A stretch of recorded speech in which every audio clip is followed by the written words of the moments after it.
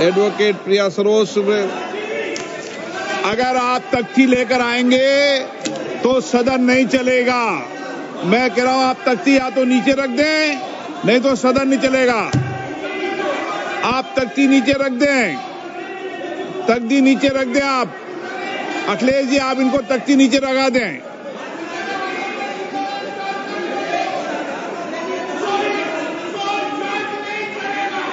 Advocate प्रिया सरोज, सुश्री इकरा चौधरी,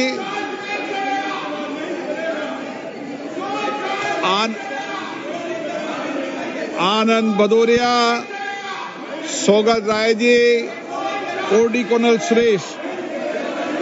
मैंने स्थगन प्रस्ताव की किसी भी सूचना की अनुमति प्रदान नहीं की गई है।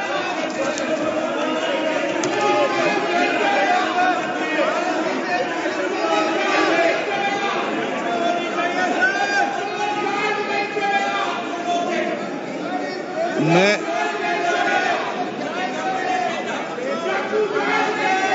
बैठिए, आप सदन नहीं चलाना चाहते। बिल लेकर के आ रही है।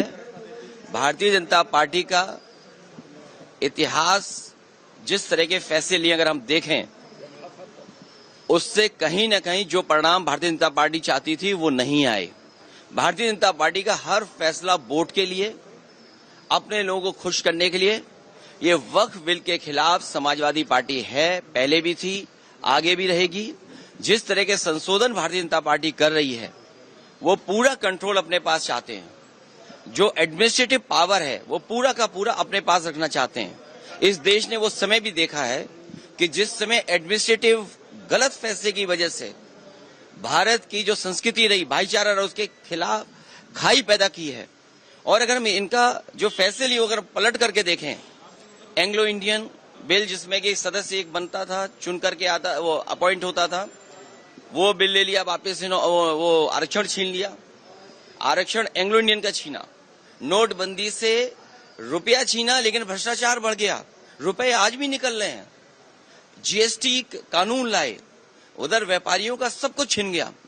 दिन भर वो केवल जीएसटी का चक्कर काट रहे हैं। तो जीएसटी हो, नोटबंदी हो या अन्य फैसले हों, ये छीनने का काम करते हैं, लोगों का कुछ न कुछ छीनने का काम करते हैं। वक्फ के माध्यम से ये कहीं न कहीं संदेश ये देना चाहते हैं कि अपना वोट बैंक ठीक कर लें, क्योंकि नौकरी दी नहीं, रोजगार दिया नहीं, किसान की आय दोगुनी हुई नहीं, तो इनका वोटर भी इनसे नाराज है।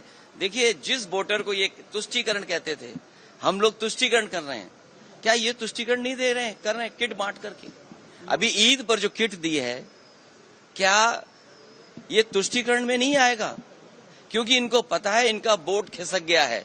अभी तक तो ये हिंदू भाइयों को गुमराह करते थे, अब इनकी कोशिश है कि मुसलमान भाइयों को भी गुमराह कर दें। सर, वो कह रहे हैं वक्फ पे विपक्ष गुमराह कर रहा है। सर कह रहे हैं कि वक्फ पे आप एंग्लो इंडियन इन्होंने छीना, क्या विपक्ष ने गुमराह किया? आपने आरक्षण छीना, जो यहाँ पर लोकसभा में चुन करके आते थे, असेंबली में अपॉइंट होते थे, तो वो छीना आपने। नोटबंदी पे आपने कहा कि आतंकवाद खत्म हो जाएगा, इनके लोगों को माफी मांगने जाना पड़ा। क्या आप सोच सकते हो?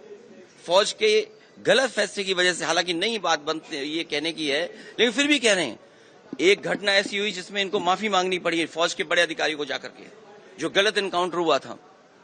तो इन्हीं की वजह से आतंकवाद बढ़ रहा है। नोटबंदी फैसला लिया, क्या भ्रष्टाचार नहीं बढ़ा?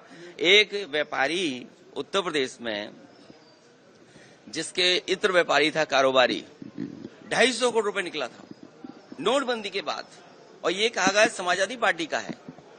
जब इनकी बदनामी हुई, इनका फैसला गलत हुआ, इन्होंने अपनी बदनामी छिपाने के लिए समाजवादी पार्टी के जो पूर्व एमएलसी, उसके घर पे छापा मारा। तो जीएसटी सरलीकरण कह रहे थे, इसी लोकसभा में आजादी की तरह जश्न मना था जीएसटी का। जीएसटी से क्या व्यापारी संतुष्ट है? जीएसटी से करप्शन बढ़ा, महंगाई बढ़ी और व्यापारी के सामने संकट पैदा हो गया।